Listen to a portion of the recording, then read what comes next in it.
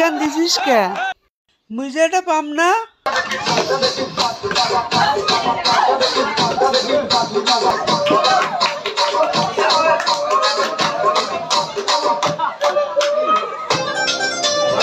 কি দেখছেন ভাই, এটা মই। এই যে মোর পরিচালক সাহেব। প্রতিবারের নাই এবারও আমার ঘরে কোচিংয়ের মধ্যে পান্তা ভাতের আয়োজন করা হয়েছিল ভাই।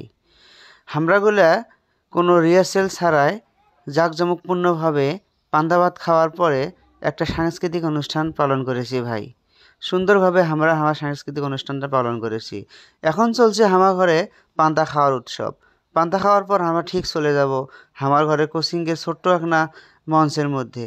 সেই মঞ্চ কোনো সাজানো গোছানো নয় ভাই। প্রায় 4-5 বছর থাকি ভাই আমার ঘরে এই ঐতিহ্যটা বন্ধ হয়ে গেছিলো ভাই রমজান মাসের কারণে ভাই। প্রতি বছর দেখা গেছিলো রমজান মাসে পয়লা বৈশাখ পড়ছিল ভাই।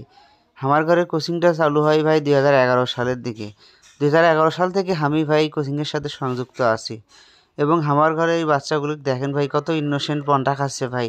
এই পন্থা খাইতে খাইতে ভাই একজন ভাই কি হয়েছে জানেন, একেবারে শেষ পর্যায়ে গিয়ে আর খাইতে চায় না। তারপর ওর সাথে একটু জোরাজুরি। শেষ করে ওটা লিখবে, কোনো বুদ্ধি নাই। শেষ কর।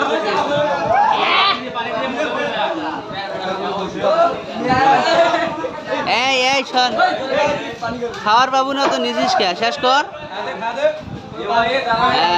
হ্যাঁ পিএমআর আরেকটা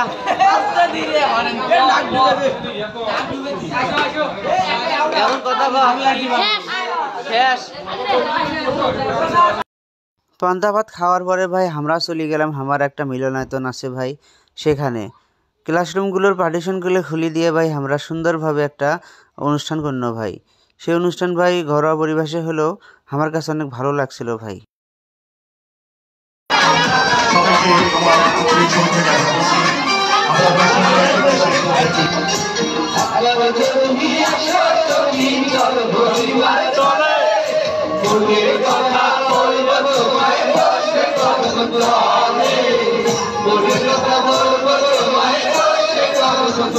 তো বন্ধুরা, এইভাবে কিছু গান, কিছু ফান দিয়ে এবং নাচ, তারপর কবিতা, ইসলামী সঙ্গীত, বিভিন্ন আইটেম দিয়ে আমরা আমাদের এই সংক্ষিপ্ত অনুষ্ঠানটাকে সাজিয়েছিলাম। আমরা কল্পনাও করতে পারিনি অনুষ্ঠানটা এত সুন্দর হবে। যাই হোক ভাইয়েরা আমার, আপনাদের ভালোবাসায় আমাদের পেজটা যাতে এগিয়ে যায় সেদিকে সবাই লক্ষ্য রাখবেন। সবার জন্য শুভকামনা রেখে শেষ করছি আজকের ভিডিও। আল্লাহ হাফেজ।